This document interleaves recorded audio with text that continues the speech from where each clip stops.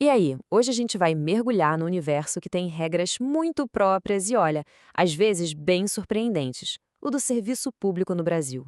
Vamos entender juntos o que um servidor pode ou não pode fazer, passando por algumas das regras mais importantes dessa carreira. Para começar, vamos pensar em algumas situações práticas. Será que um médico, que é militar, também poderia trabalhar num hospital público comum?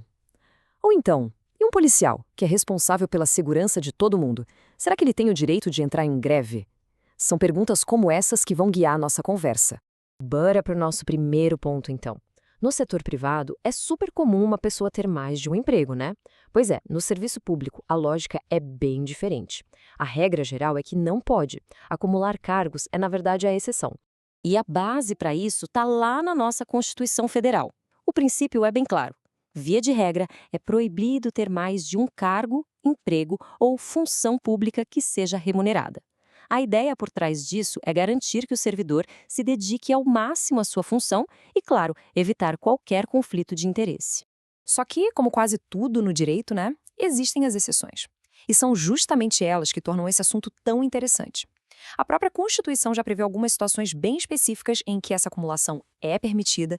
E aqui a gente consegue ver como essa regra funciona de um jeito diferente para cada grupo. Olha só, para os servidores civis, as exceções estão mais concentradas nas áreas de educação e saúde. Já para os militares estaduais, tipo policiais e bombeiros, uma mudança que aconteceu em 2019 deixou as regras deles bem parecidas com as dos civis. Agora, no caso das Forças Armadas, a coisa é mais restrita. Desde 2014, eles só podem acumular o cargo militar com outro cargo na área da saúde. Beleza. Agora vamos mudar um pouco de assunto. Imagina o seguinte: e se um agente do Estado, trabalhando no exercício da função dele, acaba causando um dano para alguém? Quem é que assume essa responsabilidade? A resposta está num conceito chamado responsabilidade objetiva. Na prática, o que isso quer dizer? Quer dizer que o Estado assume o risco da sua própria atividade. Se um agente público causar um dano, o Estado tem que indenizar a vítima e, o mais importante, a vítima não precisa provar que o agente teve culpa ou a intenção de causar aquele prejuízo. Para que o Estado seja de fato responsabilizado, a pessoa que foi prejudicada só precisa provar três coisinhas. Primeiro, a conduta, ou seja, a ação ou a omissão daquele agente. Segundo, o dano, que foi o prejuízo que ela sofreu.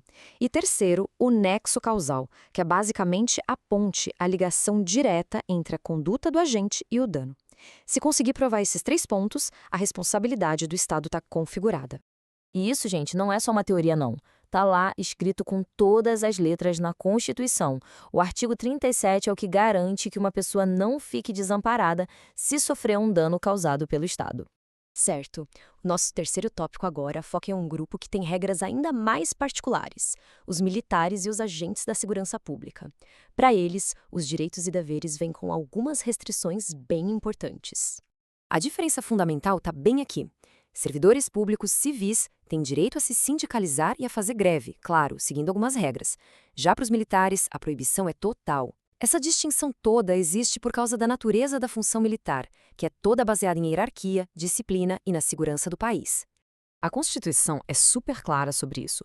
Proíbe greve e sindicalização para os militares. Parece uma regra simples, né? Mas o debate que rolou na Justiça acabou levando essa proibição para muito além dos quartéis. E aqui está o pulo do gato. O Supremo Tribunal Federal, o STF, foi lá e estendeu essa proibição. Numa decisão de um impacto gigantesco, o tribunal determinou que nenhum servidor da área de segurança pública pode fazer greve. E isso passou a valer para todo mundo: policial civil, federal, rodoviário e qualquer outro agente da área.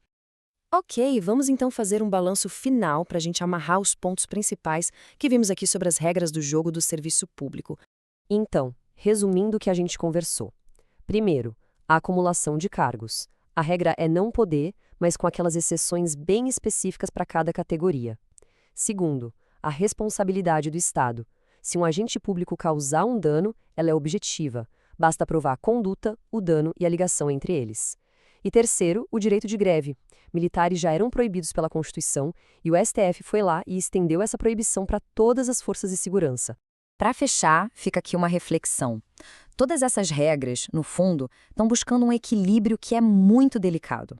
De um lado, você tem os direitos do servidor como qualquer trabalhador. Do outro, as necessidades essenciais de toda a sociedade, que precisa de um serviço público funcionando e seguro. A pergunta que não quer calar é: como encontrar o equilíbrio perfeito entre esses dois lados? Esse é, sem dúvida, o grande desafio contínuo do nosso direito.